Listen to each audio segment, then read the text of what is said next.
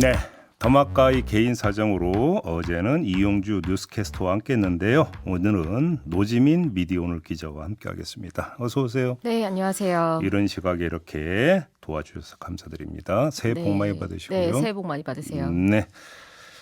지금 댓글이 김종배 동생님 건강 더욱 챙기세요. 저 새해 24년 70세입니다. 8319번이 보내주셨는데 예. 최우선은 가족의 건강이지만 지금 일하고 있는 경비 근무 3년 더 하고 싶어요. 이렇게 말씀 주셨네요. 본인의 건강 잘 챙기셔야죠. 그러고요. 그래도 이렇게 70세 일하고 계시니까 건강 잘 챙기면서 예. 하시는 것 같은데 예. 그 동생 바로 다음에 4936님께서는 김종배 어르신 이렇게 보내주셨는데 네. 만수무강하시길 부산에서 기원합니다. 네. 결혼 19일 남은 우리 나이 50세 예비 신부 올림. 예비 50세. 신부님이 우리 나이로 50세라고 말씀을 하시는 건가 봐요. 아니, 50세 예비신 얼마나 좋으실까. 부러우신 건가요 지금? 얼마나 예비 신랑이 혹시 되고 아니, 싶은 근데 마음에 50세면 적어도 몇 살 차이 안 나는구만. 무슨 어르신은 어르신이에요 지금. 지금 다 이유가 있으시겠죠. 호칭이 잘못됐죠 그거는. 네, 그리고 바블님이 제이비님 올해는 감기 걸리지 마시고 이쁜 목소리로 좋은 뉴스 많이 전해주세요 하셨습니다. 저 목소리 이쁘다는 얘기도 처음 들어봤습니다. 그러게요. 감기 안 걸리면 목소리가 이쁘시다고 그러니까요. 하는데 제가 네. 감기 걸리신 것만 항상 받아봅니다. 그러니까 요즘 네. 독감 감기가 유행이라고 네. 하던데. 자, 우리 촌철님들 모두 건강 관리 잘하시기 바라고요. 자, 뉴스 시작 한번 해볼까요? 네, 오늘 어떤 뉴스부터 챙겨주실 건가요? 윤석열 대통령이 어제 신년사를 발표를 했습니다. 내용이 상당히 많았는데요. 여기에 한번 주목해봤습니다. 들어보시죠. 노동, 교육, 연금의 3대 구조 개혁을 흔들림 없이 추진해야 합니다. 먼저 노동 개혁을 통해 성장과 일자리 창출을 뒷받침하겠습니다. 교육 개혁은 우리의 미래를 이끌어갈 인재를 양성하고 미래 세대의 경쟁력을 높이는 일입니다. 연금 개혁은 그동안 어느 정부도 손대지 않고 방치해 왔습니다. 자, 이번에는 1년 전으로 거슬러 올라가 보겠습니다. 2023년 신년사 한번 들어보시죠. 대한민국의 미래와 미래 세대의 운명이 달린 노동, 교육, 연금 3대 개혁을 더 이상 미룰 수 없습니다. 가장 먼저 노동 개혁을 통해 우리 경제의 성장을 견인해 나아가야 합니다. 세계 각국은 변화하는 기술, 폭발하는 인력 수요에 대응하고자 교육 개혁에 사활을 걸고 있습니다. 연금 개혁 역시 중요합니다. 눈덩이처럼 불어나는 연금 재정의 적자를 해결하지 못하면 연금 제도의 지속 가능성을 지키기 어렵습니다. 그러니까 이 노동, 교육, 연금 이 3대 개혁을 계속 해나가겠다. 네. 이게 작년이랑 올해랑 똑같은 거네요. 거의 레파토리가 똑같지 않습니까? 근데 그럴 수 있다고 생각을 네. 합니다. 왜냐하면 그것이 구조적인 문제이고 따라서 시간이 오래 걸리는 개혁 과제라면 100번, 1000번 얘기할 수도 있는 문제라고 생각을 해요. 중요한 건 100번과 1000번 사이에 어떤 노력이 있었고 그래서 어떤 변화를 끌어냈는지 이거 아니겠습니까? 이거를 국민에게 보고를 해야 되는 거잖아요. 자, 제가 주목한 건 바로 이건데요. 이게 별로 보이지 않는다라는 겁니다. 노동개혁부터 한번 볼까요? 2023년에는 노동개혁 관련 키워드가 노동시장 유연화, 노동시장 이중구조 개선, 노사법치주의 요 순서로 배열을 했었어요. 그런데 올해 신년사에서는 노사법치주의, 노동시장 유연화, 노동시장 이중구조 개선 순으로 순서만 살짝 바꿨을 뿐입니다. 내용은 똑같습니다. 자, 이게 의미하는 바가 뭐겠습니까? 좋게 말해 계약 지향점 고수이고 나쁘게 말해서 성과 없음이라는 얘기입니다. 두 번째, 연금 개혁인데요. 2023년의 경우 딱 하나였습니다. 연금 재정에 관한 과학적 조사 연구, 국민 의견 수렴과 공론화 작업을 속도감 있게 추진하여 국회에 개혁안을 제출하겠다라는 내용이었습니다. 그러면 어제 발표한 신년사에서는 어땠을까요? 역시 딱 하나였습니다. 철저한 과학적 수리 분석과 여론조사 및 심층 인터뷰를 통해 방대한 데이터를 수집, 정리하여 작년 10월 말에 국회에 제출하였다라는 내용입니다. 나름의 하였다는 보고를 했다는 거 아닌가요? 요거는 보고가 된 거죠. 네. 그러니까 연금 개혁은 개혁 지향점을 고수하면서 일정한 진척이 있었음을 보고한 것으로 평가할 수 있는데 그 진척이라는 게 뭐냐라는 겁니다. 우리 모두가 다 알고 있습니다. 시나리오 수십 가지를 그냥 열거해서 국회에 속칭 던진 수준이었습니다. 지금 노동이랑 연금 짚어주셨는데 네. 그러면은 교육개혁은 어떤가요? 자, 2023년의 경우 고등교육 지역화, 교육과정 다양화 이걸 키워드로 내걸었는데 올해에는 교육과 돌봄 국가 책임제, 교권 확립, 대학 혁신 이랬습니다. 노동개혁이 그 밥에 그 나물에서 그 나물에 그 밥으로 순서만 바꿨다면 교육개혁은 아예 중심 내용을 확 바꿔버렸습니다. 개혁 지향점도 핵심 컨텐츠도 오락가락했다. 이런 이야기가 되는 거거든요. 종합해서 말한다면 이렇게 이야기할 수 있습니다. 지난 1년 동안 뭘 했는가? 별로 보이지 않는다. 이런 이야기가 되는 겁니다. 제가 보니까 신년사 분량이 작년에 비해서 그 분량상으로는 거의 2배가 넘게 길어졌더라고요. 네. 그런데 그 사이에서도 또 이렇게 포인트를 짚어주셨는데 이번에 가장 귀에 꽂혔던 게 그 패거리 카르텔이라는 키워드였거든요. 이념 이권 카르텔 네, 얘기했었죠. 그렇죠. 이념과 이권에 기반을 둔 패거리 카르텔이다. 이래서 이거 야당 겨냥한 거 아니냐 이런 반응이 나오고 있잖아요. 그게 뭐 일반적인 그 분석이 된데요. 여기서 제가 두 가지 말씀드리겠습니다. 이념 패거리 이야기하면 가장 먼저 떠오르는 게 뭡니까? 운동권 아닙니까? 그러니까 한동훈 국민의힘 비대위원장이 이야기하고 있는 86 운동권 청산론하고 같습니까? 다릅니까? 제가 볼 땐 같습니다. 그러니까 대통령께서 불과 한 10월쯤에까지 이제 이념에 대한 이야기는 좀 이렇게 접어두고 민생을 향해 나아가자 이런 식으로 좀 방향성을 제시하셨는데 네. 지금 표현만 다르지 똑같죠. 네. 용산과 국힘이 또 의기투합했구나. 윤석열 대통령과 한동훈 위원장이 의기투합했느냐. 이런 이야기로 연결이 될 수 있겠고요. 두 번째, 그러면 용산과 국민의힘은 왜 또 이 문제를 띄울까?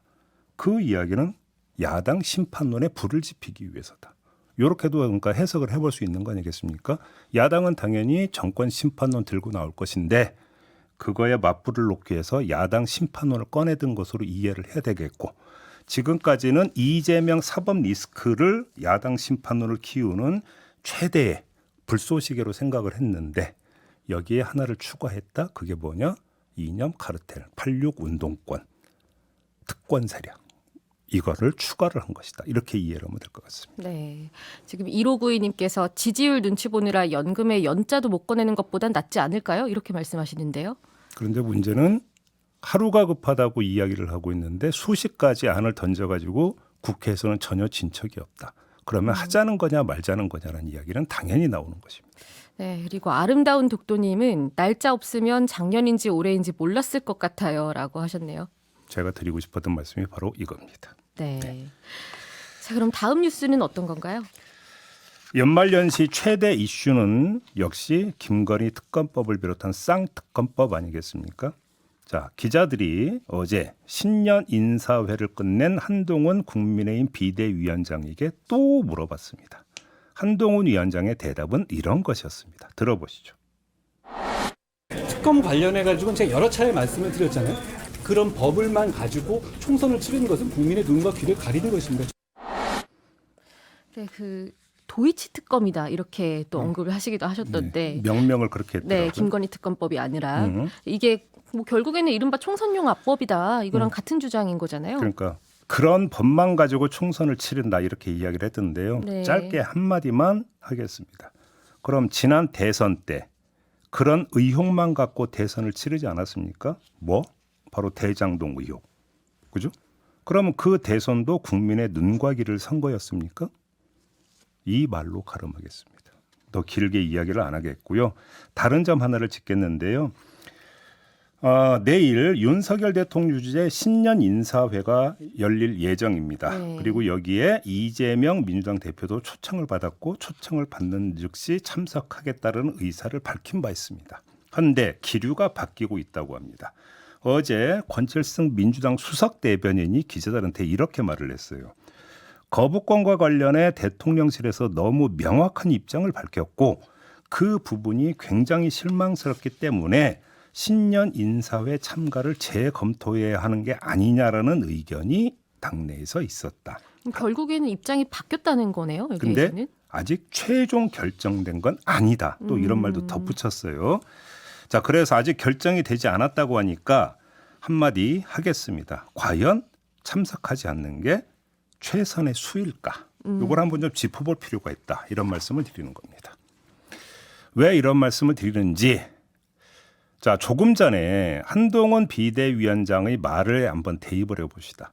그러니까 한동훈 비대위원장은 민주당이 김건희 특검법만 가지고 선거를 치르려고 한다. 요 얘기를 한 거잖아요. 그러니까 뭐냐면 김건희 특검법에 올인하고 있다라고 하는 비판이지 않습니까? 네. 그러면 민주당 입장에서는 이걸 받아치기 위한 유효적절한 전략이 뭘까요? 한번 이 측면에만 초점을 맞춰가지고 이야기를 해보겠습니다.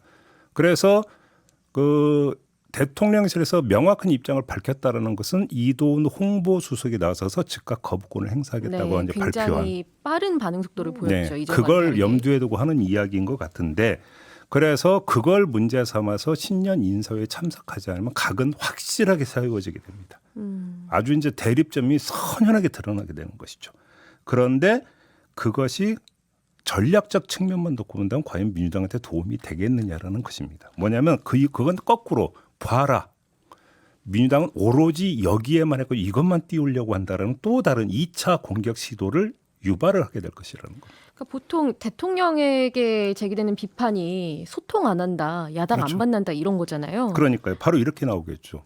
절대 다수 의석을 가지고 있는 원내 제1당 대표가 총선 전략에 매몰돼서 정략적 이익에만 파묻혀가지고 신년 인사회에도 참석하지 않았다. 또 이렇게 나오지 않겠습니까? 여권에서는. 그럼 오히려 여권에서는 유리하게 좀 이슈를 전환시킬 수 있는 포인트가 될 수도 있다고 보시는 거예요? 그렇게도 볼 수. 문제는 뭐냐면 공방이 계속 가게 된다는 것입니다. 근데 중요한 것은 타이밍이라는 게 있는 거 아니겠습니까?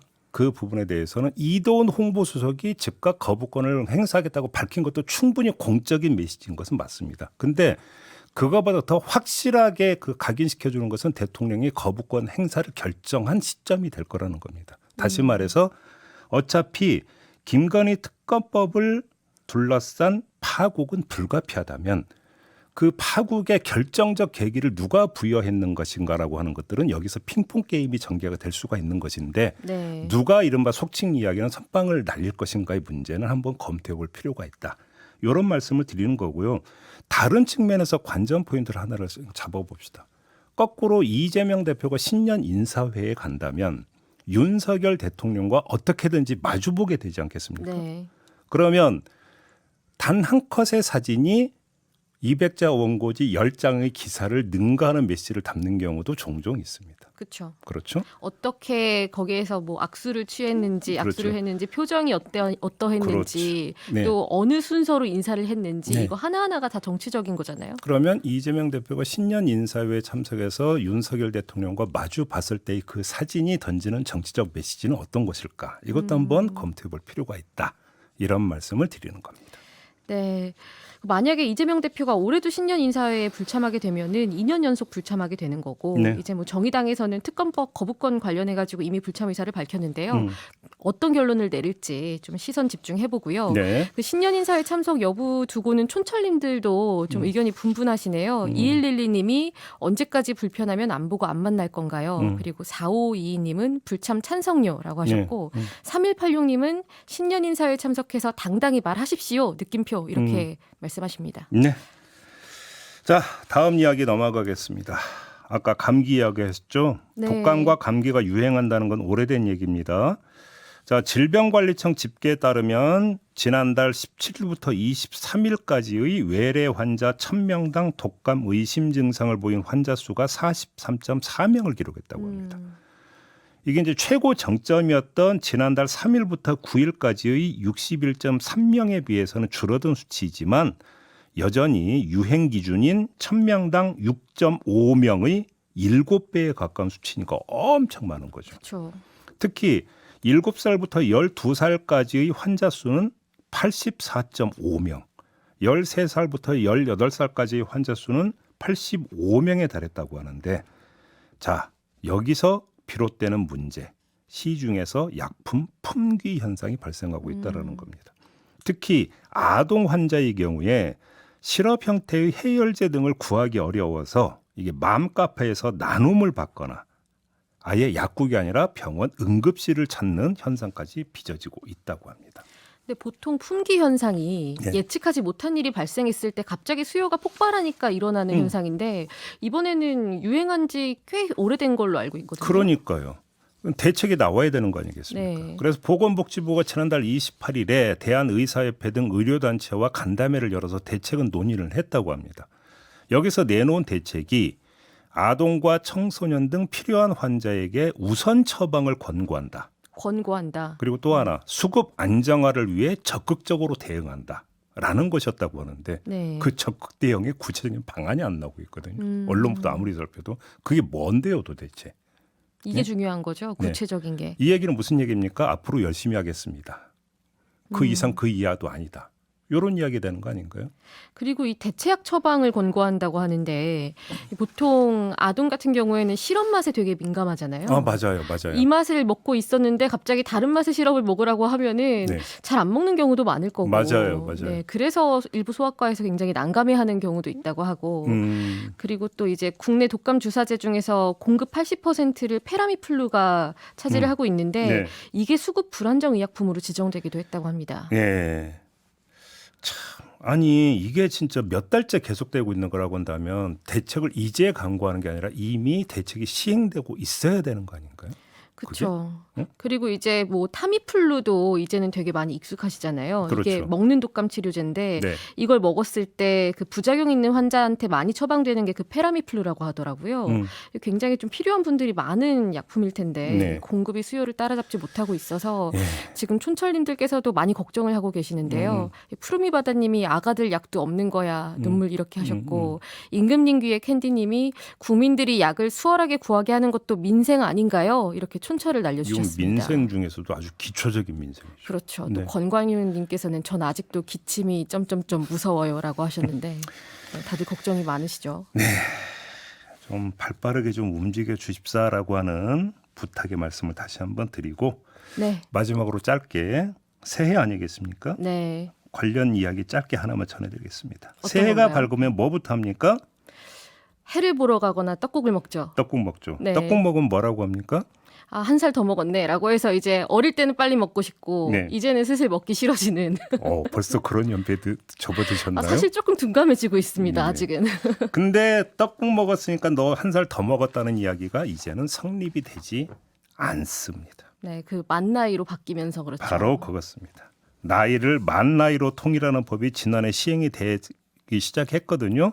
이에 따른 현상 아니겠습니까? 네. 그러니까 앞으로는 어떻게 해야 되는 거냐? 한 살 더 먹으려면 떡국을 먹으면 안 되고 뭐를 먹어야 된다? 미역국을 먹어야 생일이 된다. 지나야 된다. 그렇습니다. 그러니까 이제 상투적으로 새해 됐으니까 떡국 먹었어 한 살 더 들었네 이런 얘기 굳이 안 하셔도 된다. 이런 이야기가 되겠습니다. 근데 뭐 만 나이로 바뀌고 좀 나이가 꼬였다고 하시는 분들도 좀 많고. 이게 좀 그 족보 정리가 안 된다. 네. 계통 정리가 안 된다는 이야기가 많이 있더라고요. 그러니까 근데 뭐 그렇죠. 어차피 시간 지나가다 보면 자연스럽게 좀 되지 않겠습니까? 네. 네. 자, 그리고 짧게 하나 더 전해드리면 어제 일본 지진이 있었고 지진 해일이 발생하지 않았습니까? 그것이 지금 우리 동해안 쪽으로 좀 밀려왔다 이런 소식이 있었는데요. 당분간 해일이 동해안에 도달할 가능성 계속 좀 예의주시하면서 좀 대비를 좀 해야 될 것 같습니다. 네, 큰 피해가 없이 지나가야 될 텐데 네. 걱정이 많으실 텐데요. 네, 계속 시선 집중해 보겠습니다. 네, 노지민 기자 오늘 고생하셨어요. 네, 네, 이렇게 마무리하겠습니다. 저희는 금요일에 뵙겠습니다. 네.